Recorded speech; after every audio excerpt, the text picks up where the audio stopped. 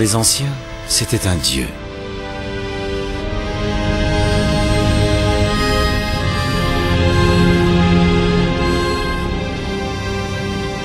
Pour nous, il représente une source d'énergie immense au cœur du système solaire. Un enfer nucléaire générant à la fois chaleur, lumière et par conséquent la vie. Notre Soleil. L'histoire du Soleil commence il y a plus de 5 milliards d'années par la mort d'une étoile géante. Elle explose en une supernova. L'onde de choc se propage à travers l'espace en direction d'un grand nuage d'hydrogène. Ce nuage implose et donne naissance à des anneaux de gaz et de poussière. Au centre du noyau, un véritable four nucléaire s'embrase. Notre Soleil vient de naître. Un gigantesque chaudron d'énergie, un colosse contenant 99% de la matière du nuage d'origine. Le pourcent restant se condense pour donner naissance aux 9 planètes du système solaire. Le Soleil et ses 9 planètes constituent un royaume, le système solaire, dont les frontières sont formées par l'héliosphère, une bulle qui marque les limites de l'influence du Soleil. Au-delà commence l'espace interstellaire. Le Soleil est une étoile et comme des milliards d'autres, c'est un phare plein d'énergie. Il procure lumière et chaleur à notre monde. Toute forme de vie dépend de lui. Tous nos combustibles trouvent leur source dans l'énergie solaire qui a nourri il y a des millions d'années les végétaux qui se sont fossilisés depuis et qui sont aujourd'hui brûlés pour redonner de l'énergie. Alors, qu'est-ce que le Soleil? Cette étoile qui nous est si proche. Au cœur du noyau, on trouve un réacteur nucléaire qui, à une température de 15 millions de degrés Celsius, transforme l'hydrogène en hélium. À chaque seconde, le Soleil brûle plus de 4 millions de tonnes de sa masse. En faisant une coupe verticale du Soleil, on peut voir le chemin que suit l'énergie libérée par la réaction nucléaire. Elle met ainsi plus d'1 million d'années pour passer du noyau à la surface. Depuis la surface, il ne faut pas plus de 8 minutes et demie à cette même énergie pour parcourir les 150 millions de kilomètres qui la séparent de la Terre. C'est ce que nous appelons la lumière du Soleil. En analysant son spectre, et en particulier ses bandes sombres ou raies d'absorption, les astronomes mesurent la composition du Soleil, à savoir 73% d'hydrogène, 24% d'hélium et 3% d'atomes plus lourds comme le carbone ou l'oxygène.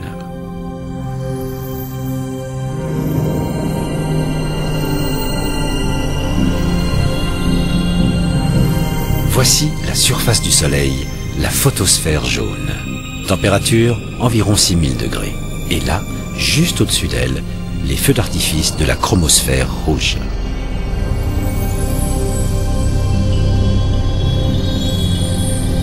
Regardons de plus près la photosphère. Du gaz en ébullition à la surface et du gaz plus froid qui descend. Chaque bulle à la superficie de la France. Ce n'est pas un tournesol, c'est une tache solaire. Ces taches noires marquent périodiquement le visage du Soleil. Elles sont plus froides que la photosphère environnante. Celle-ci, par exemple, pourrait tout simplement engloutir notre planète. Voici un groupe de taches.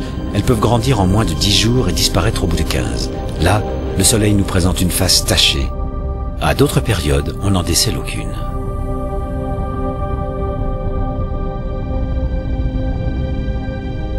La présence de taches solaires témoigne d'une forte activité magnétique.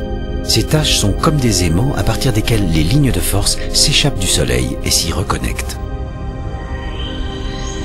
On peut comparer le Soleil à un arroseur automatique qui inonderait le système solaire tout entier de ses vastes champs magnétiques. Tous les 11 ans, les pôles magnétiques du Soleil s'inversent. L'activité magnétique atteint son maximum au milieu de ce cycle. Elle est générée par des gaz qui se trouvent au-dessous de la surface.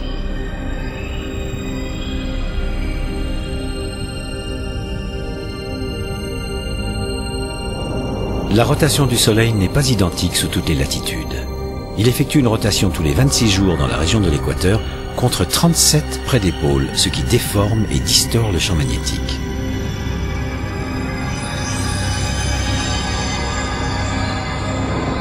Cela donne un océan bouillonnant d'énergie.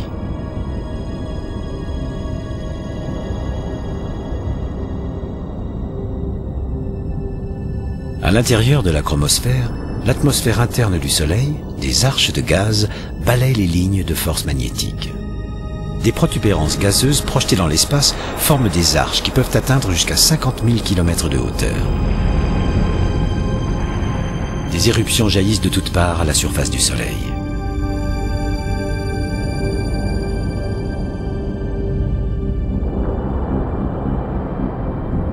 Des jets de gaz en feu sont déclenchés par des vagues magnétiques venant des profondeurs de l'étoile.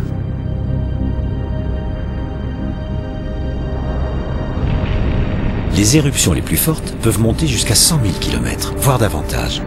Voilà qui replace notre planète à une autre échelle. Ces éruptions solaires sont extrêmement violentes. Chacune libère autant d'énergie que 10 millions de bombes H réunies. En voici une qui forme des rides à la surface du Soleil. L'atmosphère externe du Soleil, la couronne, devient visible à l'œil nu lors d'une éclipse totale, c'est-à-dire quand la Lune cache complètement le disque solaire. La température de la couronne peut atteindre 2 millions de degrés. Elle semble danser une sorte de gigue magnétique provoquée par les convulsions à la surface solaire et qui ont une influence directe sur la forme et l'activité de cette couronne. Les énormes éjections provenant de la couronne sont alimentées par les éruptions massives issues de la surface du Soleil. Ces éruptions sont tellement puissantes que la matière libérée parcourt des millions de kilomètres et vient secouer la sonde spatiale SOHO qui étudie le Soleil. Au moment où l'onde de choc atteint la sonde, elle est éclaboussée par des particules électriques solaires.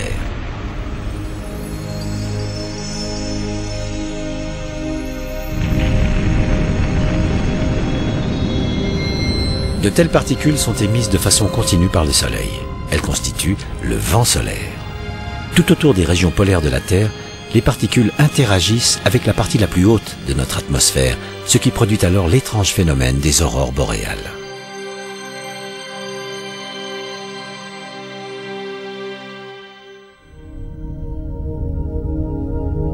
Le Soleil a ses secrets.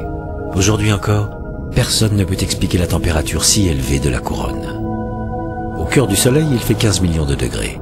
À sa surface, seulement 6 000 degrés. Au niveau de la couronne, la température remonte à plus de 2 millions de degrés. Pourquoi une telle différence? Peut-être à cause de l'énergie magnétique. Nous savons qu'il existe des pulsations solaires, mais nous ne savons pas réellement pourquoi. SOHO enregistre ces fortes oscillations et construit un graphique sonore pour rendre compte de ce qui se passe à l'intérieur. Et il nous révèle comment le Soleil change de forme. Avec une précision sans précédent, SOHO enregistre les ondes sonores qui permettent aux scientifiques d'examiner l'activité interne du Soleil.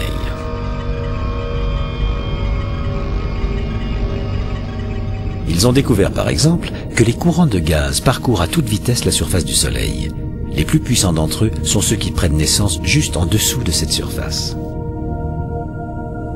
Il y a également des tornades de la taille de la Terre qui tourbillonnent près des pôles à plus de 500 000 km à l'heure.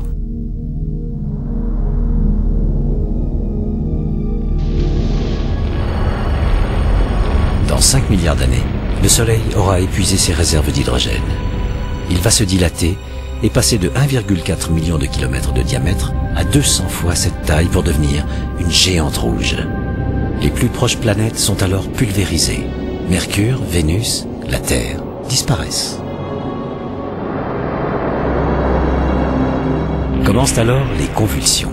Le Soleil libère les couches supérieures de son atmosphère par des éjections de gaz. Le noyau, chauffé à blanc, est mis à nu.